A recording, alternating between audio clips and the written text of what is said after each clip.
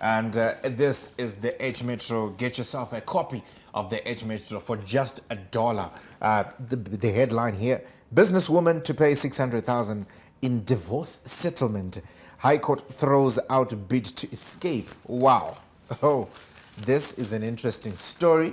So the High Court recently delivered a hammer blow to businesswoman Abigail Makono, dismissing a spirited bid to halt the sale of her property. The ruling, handed down by Justice Regis Dembure, marks the latest chapter in a bruising legal saga that has pitted former lovers against each other in a high-stakes wrangle over 600,000 divorce debt. Wow, that's an interesting one. I hate it when things always get messy like this. Yeah. Divorce. Like, you look at people who used to love each other, Yeah. and now this is what's happening and this is what they're dealing with. Yeah, It's messy. and man loses car to bogus buyer.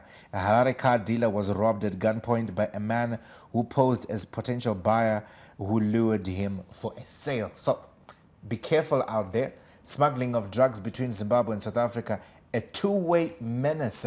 2 days after a South African minister expressed concern after a large number of antiretroviral drugs were found at the scene of a bus accident in Limpopo earlier this week, 2 South Africans were jailed 6 years for convening to smuggle drugs worth 7 million rand from Zimbabwe via Beitbridge border post. So, yeah, we alluded to that drugs have become, a menace in the country, and of course this is now, affecting South Africa as well. So, draw frustrates Kaindu.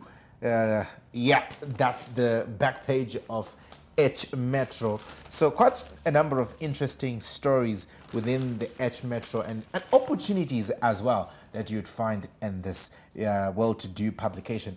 What is happening in the Herald, Wadzana? So in our bigger publication, the Herald, regional unity will collapse. Sanctions, that's what the president has said. President Mnangagwa said combined efforts by Zimbabwe and its neighbors in SADC will lead to the collapse of the illegal economic sanctions that were imposed on the country by the United States and its Western allies. We have ZANU-PF emerges stronger, united from conference. The just-ended ZANU-PF 22nd National People's Conference lived up to its billing, with the Revolutionary Party making key economic decisions that we did talk about in our first story to improve the lives of ordinary people.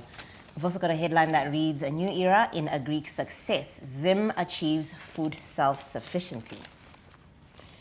We also give you a story on Red Cross and how it's cheering up people with disabilities in Benga. We've got a picture there of the police arresting touts along Simon Mazoroze Road in Mbare, Harare.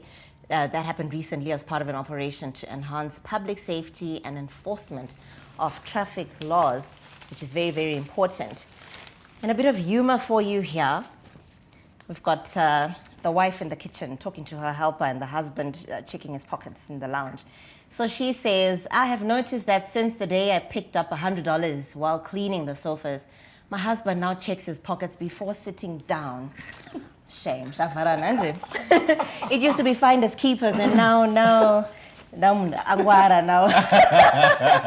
And in sport, Dumbare let it slip at Barberfield. Caps United in huge safety leap. Zim, Afghanistan square off in test duel. Right, so that's of course our press highlights.